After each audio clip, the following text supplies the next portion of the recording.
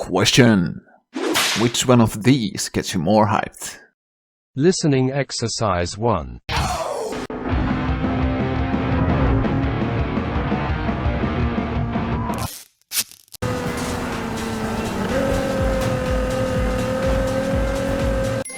Listening exercise 2.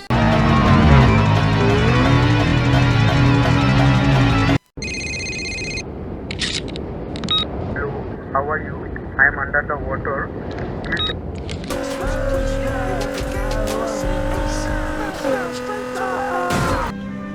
Here in my garage, just bought this new Lamborghini.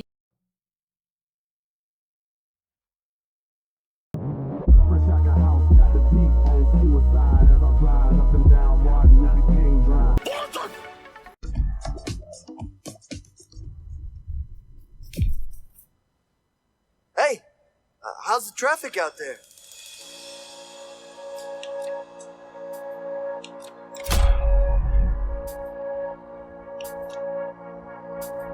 Surely you picked the first option.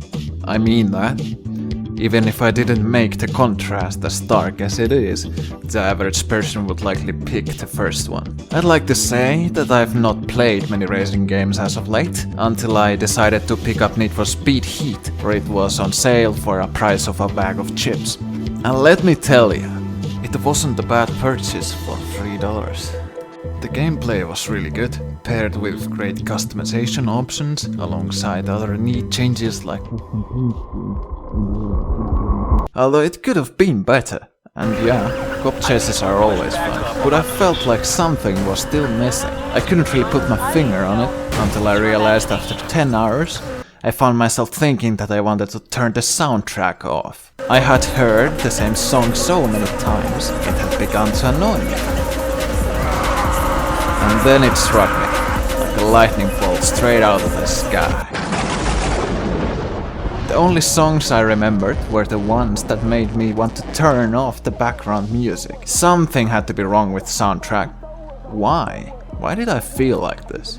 Okay, I played Need for Speed games before I had access to the internet. Besides the radio, most music I could hear for most of my childhood was racing game OSTs. These games didn't merely affect my taste in music, they founded it entirely.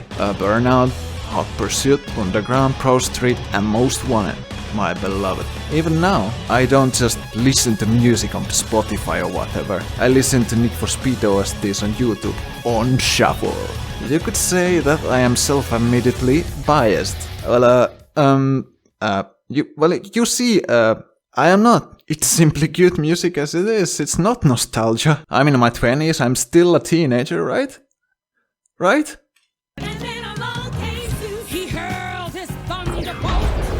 Actually, there are a couple of reasons I can give you why I think racing game music has gone down observably in quality, and they are not related just to taste. Firstly, the older games were made at a time where the rock and alternative metal scene had a massive outbreak in popularity, which had started since the early 1990s, when traditional forms of metal like glam fell out of fashion, in favor of more aggressive branches like groove metal. The popularity of so-called alternative metal inspired a new generation of musicians to experiment with different other genres, like death metal and hip-hop, mixing them together to create innovative and fresh tunes. As a result, by the turn of the 2000s, we saw many new, but nowadays well-recognized great bands, like Avenged Sevenfold, Skindred, Fall Out Boys, and many others take shape and form a distinguished sound. During this time, hip-hop was undergoing its bling era. New genres like alternative hip-hop, house, and D&B going through a similar surge in popularity. The games of this time seem to reflect a time where innovation with different genres of music was at an all-time high.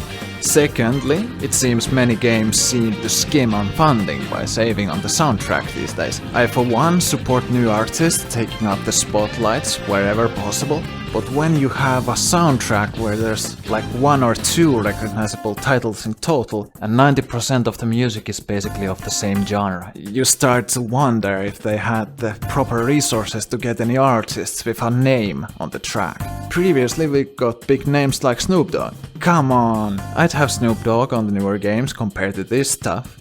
Thirdly, more aggressive music fits a racing game like Need for Speed better. Trashing cops just feels right, with heavy metal melodies and high-speed rap going on the background.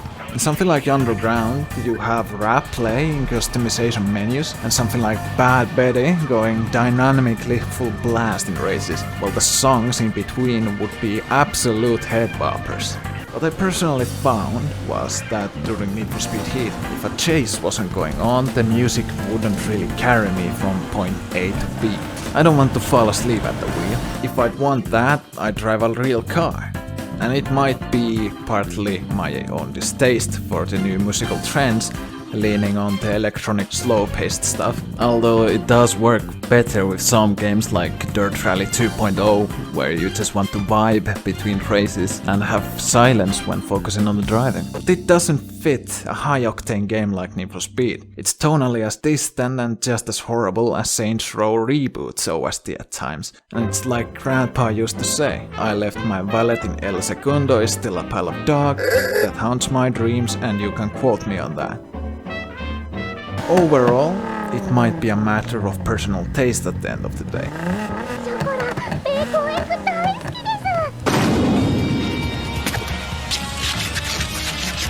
Although, I'd value your subjective opinion down in the comments. Not like it helps with the algorithm or anything. Now please subscribe, and if you do, you'll get another biscuit for free. I do not take responsibility for any food poisoning due to poor storage conditions of said cookies. Return policy does not apply.